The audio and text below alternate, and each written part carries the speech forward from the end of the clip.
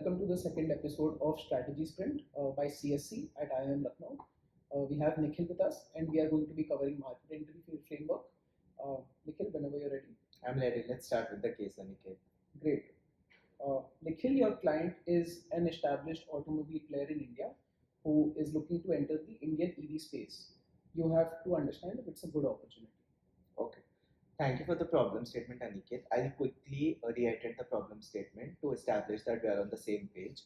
So, a client is an established Indian automobile player and they're looking for opportunities to enter the EV industry. Right. And I have to evaluate if this is the right decision or not. Right. All right. So I just want to clarify a few questions here before we dive deeper into the case. I wanted to know a little bit about our company as to how does their product portfolio look like what are the SKUs that they have currently.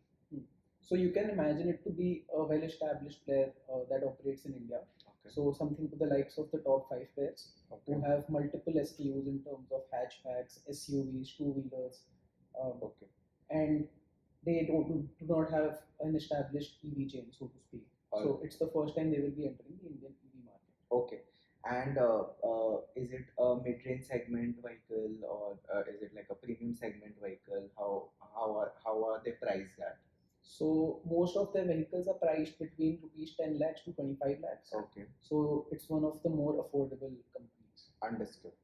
And when it comes to the competitive landscape, is it safe to assume that, from an Indian landscape, players like Tata are leading the market? Apart from that, we have Mahindra and Hyundai and Kia, as well as Toyota and Suzuki have few of their vehicles in the hybrid space. So is it safe to assume that the landscape looks like the same? Right. So that would be the landscape for the EV segment. Understood. Okay. All right. Can I also know about the motives? Like, why are we planning to enter the EV industry now? Why haven't we done it before on those lines as well? So recently, a lot of customers have been coming in asking for EV vehicles, the loyal ones. Okay. And in India, we have seen an uprise towards sustainable mobility. Okay. So to capture, so to speak, a larger market and also to expand their profits, the company thinks this is the correct decision going forward. Understood. And do we have any sorts of constraints like financial constraints, resource constraints, any other constraints that I should know before solving the case? You can ignore it for now, considering it's a big player, so they have a lot of cash on their hands. All right. Okay. Thank you. Just give me a moment before I, walk you through my approach on how would I go with solving the case, right? Sure.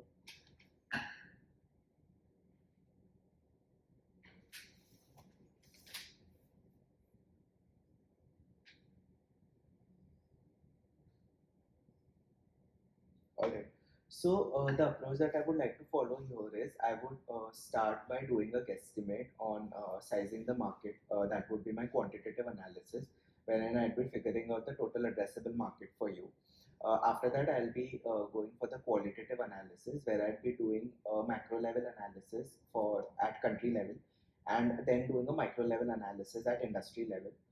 Post that, we look at the operationalizing of how are we going to go about with the market entry, and after that, we look at modes of entry, whether we are planning to enter organically or inorganically. Does this approach seem fair to you? That seems quite exhaustive. Can we begin with the macro and micro level analysis as you mentioned? Okay, all right. Just give me a moment. I'll just jot down my thoughts and get back to you in a moment.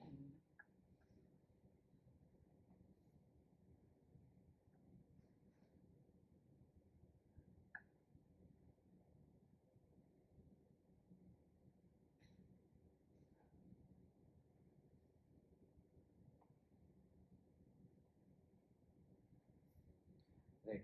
I'll start with the macro level analysis, which I'll be doing at the country level, right? Beginning from political factors that would be impacting a market entry. So there are a few, demand side subsidies that are there in the Indian context, such as FAME 2, which is faster adoption and manufacturing of hybrid and EV vehicles.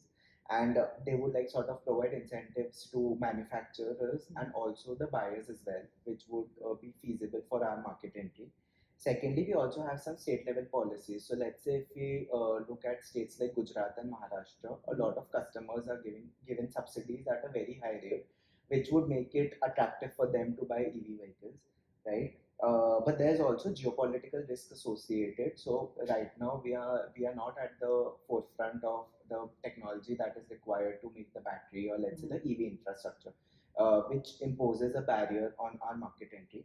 Looking at the economic factors, so beginning from the high fuel prices, as we see that the fuel prices are constantly fluctuating, which sorts of works in our favor, because that gives us a competitive advantage over IC engine vehicles, because customers who have let's say very less disposable income, they would not be sort of preferring such rates of fluctuation that we see in the fuel prices, right? Secondly, after that, one thing that is a barrier over here is the high initial cost of the EVs. There's a high upfront cost that we would have to charge from our customers, given the fact that a lot of investment is going to go, with the EV vehicles that we are planning to launch. So that is one barrier here. Coming to the socio-cultural factors, first of all, beginning with the rising environmental consciousness. So our generation, and also a generation that is before us, we have been focusing more on, let's say, the ESGs and the SDGs, which makes it preferable for us to move to renewable sources of energy, which is electricity and charging through solar, let's say. But when it comes to normal IC engine vehicles, they sort of use fuel, which is an exhaustive source of energy. So that is something that would work on in our favor. One other thing that I could think of at this point of time is also status symbol and technology. So let's say EVs, if you're planning to launch, they are increasingly viewed as modern, high tech status symbol. And Indian consumers are generally very quick to adopt the digital advancement that is being offered to them. So that is one factor. Then there's also range anxiety. It remains more of a psychological barrier, given the fact that whenever we charge EV, the maximum it would run on to would be for, let's say, 200 to 300 kilometers. So for long range commutes, EVs are some vehicles that would not be preferred over IC engine vehicles. Now, coming to technological factors, one thing is the battery technology that I also mentioned earlier, given the fact that we are not advanced in that segment of ours in silicon and production and manufacturing of battery. So that is something. Also, charging infrastructure. Charging infrastructure is not the best from Indian landscape. We do not have charging stations at all the places. So let's say if you are going for long range commutes from place A to place B, which is spread across more than 1,000 kilometers, it is not possible, or at this point of time we do not have charging stations at regular intervals. So that is one thing. Coming to environmental factors, one thing is battery recycling. The lithium batteries that would go into the manufacturing or the working of EV vehicles are not easily decomposable or disposable. So that would impose a barrier. Um, and From a legal and regulatory framework, safety standards. So there are lots of new stricter policies from the point of view of government that have come into the force, which make sure that whenever an EV vehicle is manufactured, it is in the best of its quality. Because there might be instances of explosion, or there might be instances of vehicle not starting or vehicle catching a fire, which imposes a health hazard. So that is something. I think these are my ideas from macro level analysis. Does they seem fair to you? Yes, seems fairly exhaustive. Okay. You seem to have captured the Indian market very well from the perspective of an automobile manufacturer as well as an EV industry analyzer. Okay. Now, can we move to the micro bit and see how this particular industry looks? Sure. Just give me a moment. I'll just jot down my thoughts and get back to you.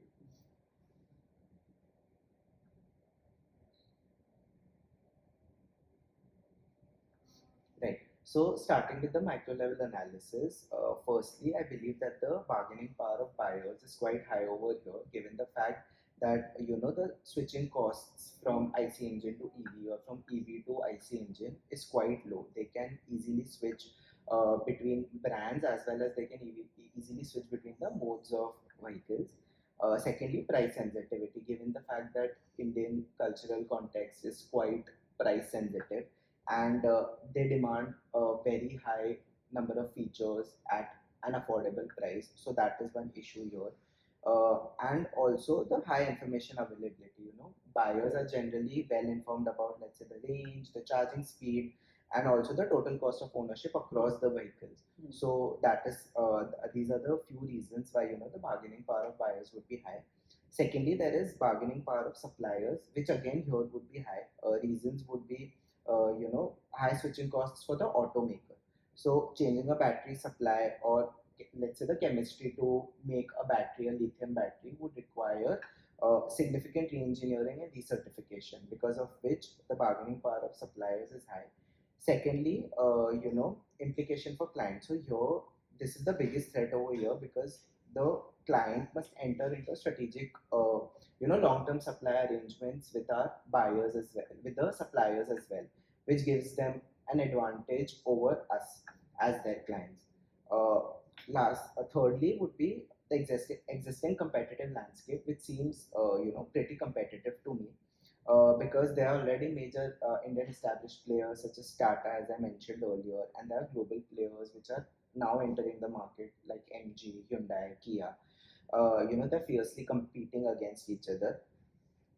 Then apart from that, the market growth seems attractive. I believe that is also one of our motives here to enter the EV industry. So that makes the market pretty competitive, because the CAGR seems pretty high here. Uh, the threat of new entrants, however, is not that high. I believe that it is moderate, because there are quite a number of barriers of entry, starting from high capital investment, for manufacturing, for R&D, for battery technology, and also regulatory compliances. As I mentioned, that there are a lot of state level policies that are into picture. There are a lot of government policies that are into picture, right? The threat of substitutes is moderate to high. There is a direct substitute, which is IC engine vehicle, right? They remain by far the primary and most accessible substitutes for our EV vehicles, because of their low upfront cost, of course, and they do not require a well-established infrastructure as we do as an EV vehicle.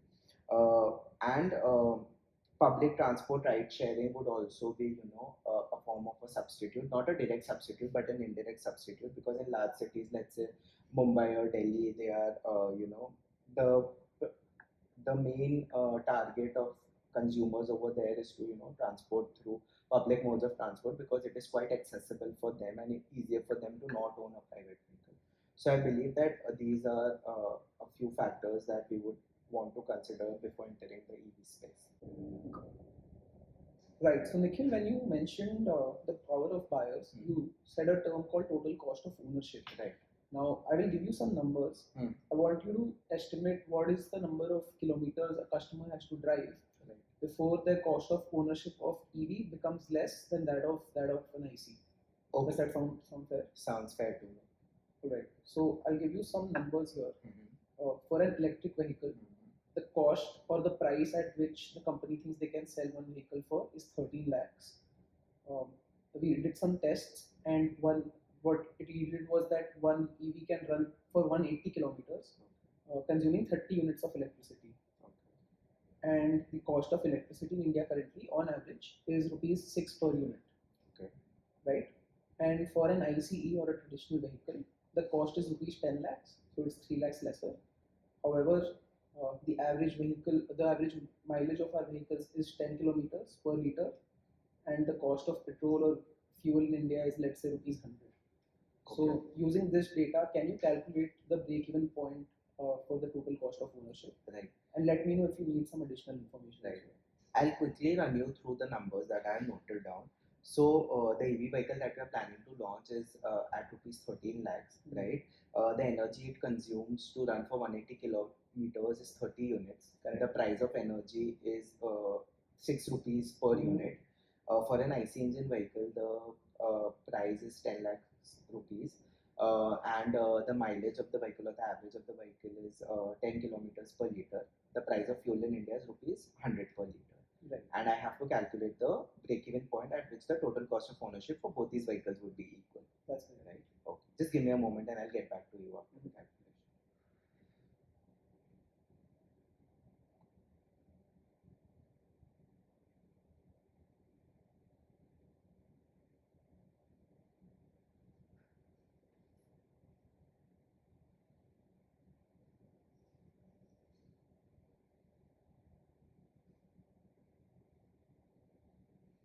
So as per my calculation, the break-even number of kilometers come near around to 33,333 kilometers. Mm-hmm. If it seems fair to you, I can also run you through my approach if that's okay. Yeah, that would be great. Sure. So the initial investment for an EV vehicle, as you mentioned, is 13 lakh rupees, and the energy it utilizes is 30 units, right? And it would take the vehicle to run for about 180 kilometers using that 30 units of energy. And the price of 30 units is 6 rupees. So essentially, the price of 1 unit is 6 rupees. So essentially, to charge the vehicle for 30 units, we are incurring a cost of 180 rupees. And that 180 rupees in turn would help the vehicle run 180 kilometers. So if you look at it rhetorically, we are just paying 1 rupees for the vehicle to run for 1 kilometer. Correct. Wherein, when it comes to the IC engine vehicle, the price of fuel is 100 rupees per liter, and our average is 10 kilometers per liter. So we are paying 10 rupees per kilometer for the fuel price, and the initial investment is 10 lakh rupees. So the fixed cost here would be 10 lakh, and the variable cost for X number of kilometers would be 10x. Wherein for an EV vehicle, the fixed cost is 13 lakhs, and the variable cost for X number of kilometers again is 1x. Correct. So 13 lakhs plus 1x is equals to 10 lakhs plus 10x. So we have to cover 9x in 3 lakh rupees. So 9x is equals to 3x. So X is 33,333 kilometers. So at a point wherein both the vehicles have run for 33,000 kilometers, the total cost of ownership for both of them would be the same. Perfect. Great work on the break-even analysis, Nikhil. We can move on to the final part of the interview. I would like you to size the entire Indian EV four-wheeler market, just to get a guess of how many units we can expect or India sells in one entire year. Okay. All right. Just give me a moment, and then I'll run you through the approach, and we can also plug in the numbers simultaneously to find out the total number of EV vehicles in Indian market. Okay.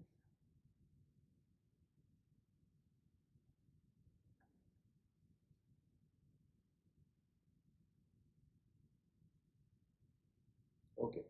Uh, I'll start with the population of India, which is 1.4 billion. I would, since we are talking about a vehicle which is generally not, used individually, but on a household level, so I would want to divide the total population of India by 4 to get the total number of households, which gives me approximately 350 million households in India. I would then further segment it into rural and urban, given the fact that rapidly increasing infrastructure with respect to the charging facilities is seen more on the urban side and not on the rural side. So I would, for the purpose of the guesstimate, I would want to eliminate the urban part, the rural part of Indian landscape. Does this assumption seem fair to you? Right. So now the rural population is approximately 65% and urban population is 35%. So that gives me approximately 100 million households in urban area, right? Then I would do an income-wise bifurcation, given the fact that our vehicle is affordably charged at approximately 13 lakh rupees, which would not be affordable for the lower income segments even in the urban area. So, bifurcating it as lower class, lower middle class, upper middle class, and higher class. I believe there are approximately 10% of population, which is, urban middle class, upper middle class, and 10% of population, which is higher class, which would yield me with 20 million households, 10 million in upper middle class, and 10 million in higher class. Now, from a personal point of view, on an average, an upper middle class generally has one vehicle. It can be zero as well, it can be two as well.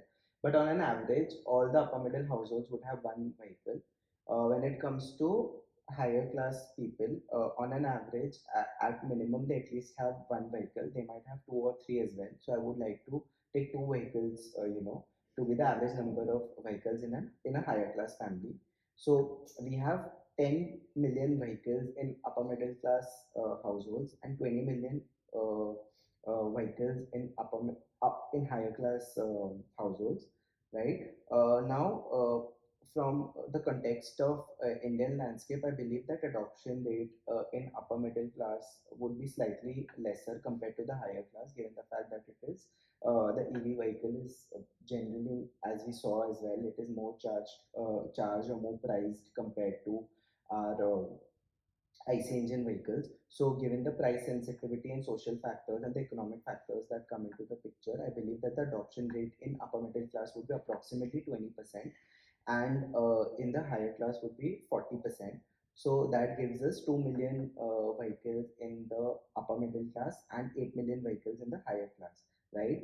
So we have total 10 million of vehicles, but I would again take into factor the average life cycle of the EV vehicle that we are planning to launch. So can I also know the life cycle that we are expecting of an EV vehicle here? Right. So it typically lasts for 5 to 6 years. Right. So for the ease of the calculation, I would want to consider 5 years to be a typical life cycle of an EV vehicle. Now dividing the 10 million vehicles that we got earlier by this number, we would get 2 million or 20 lakh EV vehicles from an overall market perspective in Indian context. Great. Sounds great. We can close the case here. Thank you so much for watching. Thank you. While the interviewee did relatively well for most of the case, here are a few areas of development. Firstly, while asking preliminary questions, they could have also probed about the customer, whether our customers tend to be younger and first time buyers, or they tend to be older and more loyal customers of our own company. Secondly, they could have also inquired about the market share and understood what the brand value of our client looks like, since we all know that in India, the brand perception or brand value that any automobile company has often shapes up the perception of any new car or any new line of EVs that they come out with. When doing their pestle or country analysis, they could have also spoken about the interest rates in the economic aspect. We all know that most people that buy cars often do on loans, and that these loans are getting easier to take day by day, with more number of loans being dispersed every year, and also the interest rates going down. These are even more favorable if you are going to buy an EV. So this could have been addressed in the economic aspect. In the safety aspect, they could have brought up the range anxiety and the safety anxiety that people face while purchasing any car. In EV specifically, they do face a range anxiety, since we all know that EVs typically run for shorter number of kilometers compared to an ICE engine. And also, since EVs tend to use lighter materials and have lighter exteriors, they are lighter and might offer lesser safety as compared to a normal car. In talking about the environmental aspects, they could have also spoken that while EVs upfront do offer the chance to use electricity in place of petrol or diesel, the electricity that is used in India often comes from burning coal. So, overall, it might not be an environmentally friendly move. We are not sure, since the electricity does not come from renewable sources. Lastly, while doing a Porter's analysis, the interviewee could have spoken more about the psychology of a typical Indian customer when talking about the power of buyers. For example, Indian customers are very price sensitive. They look for various things while purchasing a car: the upfront cost, the mileage, the interest loan, the servicing, or the warranty that comes with the car for the next few years. And these would typically play against an EV, since no one really considers the overall total cost of ownership in the long term. All in all, the interview did well. They were poised, they were well paced, and they were also very concise with their numbers and explanation.